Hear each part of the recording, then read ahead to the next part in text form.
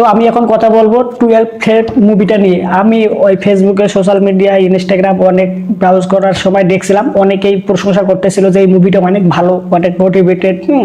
তো আমি অতটা গুরুত্ব দেই নাই, কিন্তু এত পরিমাণে দেখতেছি যে মুভিটা না দেখে আর পারলাম না। তো মুভিটা আমি একটু আগে দেখে উঠলাম, যার কারণে এখনই আমি ভিডিওটা শুট করতেছি, কারণ মুভির যে ইমোশনটা আমার মাথায় গেঁথে গেছে। এখন যদি আমি কিছু বলতে যাই তাহলে ওটা খুব সহজেই বলতে পারবো, খুব ভালোভাবেই। পরে বলতে গেলে হয়তো ইমোশনটা আমার মাথা থেকে আউট হয়ে যাবে, যার কারণে পরে বলতে পারবো না। তো এই মুভির প্রথমে আমি যে বিষয় কথা বলবো, আমি নাম্বার ওয়ানে গল্পটাকে রাখবো। কারণ বর্তমান সময়ে 200-250 কোটি টাকা দিয়ে সিনেমা বানানো হচ্ছে, তারপরে কিন্তু চলতেছে না, ফ্লপ হচ্ছে। কি কারণে? খালি বাজেট দিলে হবে না, একটা ভালো একটা গল্প থাকা লাগবে সিনেমার ক্ষেত্রে।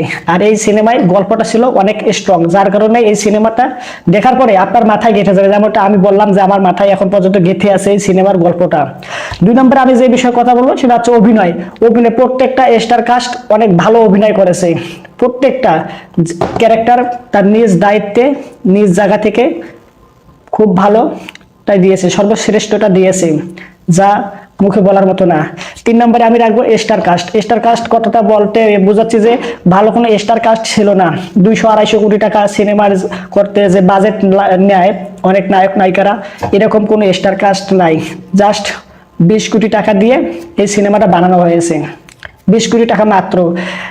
অনেক সময় বর্তমান সময়ে 300-400-500 কোটি টাকা সিনেমার বানানোর ক্ষেত্রে কোনো ব্যাপারই না, উড়াধুরা বানাচ্ছে, কিন্তু প্রত্যেকটা সিনেমাই সুপারহিট হচ্ছে না। যে টাকা বাজেট হচ্ছে সেই টাকা অনেক সিনেমা তুলতে পারতেছে না, কিন্তু এই সিনেমা মাত্র 20 কোটি টাকা বানায় পুরা দেশ হিলাই দিছে। বাংলাদেশ, ইন্ডিয়া, অন্য দেশের থেকেও প্রশংসা পাচ্ছে। শুধু সোশ্যাল মিডিয়ায় ডুবলেই দেখা যায় 12 ফেল মুভি নিয়ে সবাই প্রশংসা করতেছে। এরপর আমি যে বিষয়ে কথা বলবো সেটা হচ্ছে ফ্যামিলি, বন্ধু বান্ধব। এই গল্পটার ক্ষেত্রে ফ্যামিলি বা মা বাবা বা বন্ধু বান্ধব প্রেমিক কাজে ছিল। বাস্তব জীবনে এমনটা সবার ক্ষেত্রে হয় না। এখানে যে বন্ধুগুলো ছিল ওরা অনেক ভাবে সাহায্য করতেছিল নিজ নিজ জায়গা থেকে, কিন্তু বাস্তবে অনেক বন্ধু বান্ধব এমনটা হয় না। আর এই যে গার্লফ্রেন্ড যে আছে, গার্লফ্রেন্ড, এটা আমি মুভি দেখার টাইমে আমি বুঝছিলাম। আমি যে দেখছিলাম আমার এক বন্ধুকে নিয়ে, ওকে বলছিলাম যে বন্ধু বান্ধব বা গার্লফ্রেন্ড, বন্ধু বান্ধবের ক্ষেত্রে বিষয়টা একটু মানা গেলেও যে গার্লফ্রেন্ডের যে বিষয়টা আছে এটা কিন্তু একদম মানার মতো না। কারণ আমি এত বড় হয়েছে, আমার আশেপাশে বন্ধু বান্ধবদের গার্লফ্রেন্ড, প্রেমিক প্রেমিকা দেখেছি, এমনকি বিয়ের পরবর্তী জীবনে দেখেছি, এতটা পর্যন্ত সাপোর্ট করে না বাস্তব জীবনে। কিন্তু সবার ক্ষেত্রে যে বিষয়টা এমন হবে তা কিন্তু না, অনেকের ক্ষেত্রে এমনটা হয়েও থাকে। যেমন এটা গল্পটা হচ্ছে একদম বাস্তব, রিয়েল লাইফ স্টোরি। তো যেহেতু এটা রিয়েল লাইফ স্টোরি, এক্ষেত্রে আমি বলতে পারি যে হ্যাঁ ঠিক আছে, এরকম এমনটা হতে পারে। কারণ 100 জনের মধ্যে 99 জন লোকের গার্লফ্রেন্ডেই কোনো অবসর ছেলের সাথে থাকতে চায় না।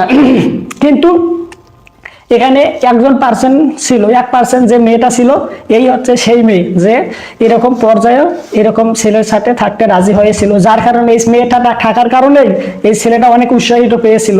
সিনেমা লাস্ট পর্যায়ে যখন পকেট থেকে একটা চিঠি বার করছিল যে তুমি যদি IPS হও তাও তো আমি তোমার সাথে আছি, তুমি যদি 8টা মেইলের কাজ করো তারপর আমি তোমার সাথে থাকবো। সেখান থেকে কিন্তু ও পরবর্তীতে অনেক আনন্দিত হয়েছিল।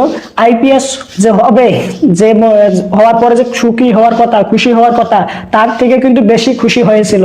তো এই হচ্ছে আমার ওপিনিয়ন্স। আপনারা যদি চান তাহলে এই সিনেমাটা দেখতে পারেন। সিনেমা দেখার পরে আপনাদের মতামত অবশ্যই কমেন্ট করে আমাদের এই ভিডিওতে এসে জানাবেন যে আপনাদের এই ভিডিওটা কি রকম লেগেছে। আমাদের ভিডিও আর আমাদের চ্যানেলের ভিডিওগুলো দেখতে থাকুন, সাবস্ক্রাইব করুন। আমরা এরকম আরো অনেক ভিডিও, মুভি নিয়ে আপনাদের সামনে রিভিউ করব, যা আপনাদের অনেক কাজে দেবে বলে আমি মনে করি। আর আমাদের চ্যানেলের 1 মিলিয়ন ভিউজ হলে যার কমেন্টে বেশি লাইক করবে তাকে দেওয়া হবে আকর্ষণীয় গিফট বক্স। তো অবশ্যই আপনার মতামত কমেন্টে প্রকাশ করুন আর আমাদের চ্যানেল সাবস্ক্রাইব করে সাথে থাকুন। ধন্যবাদ।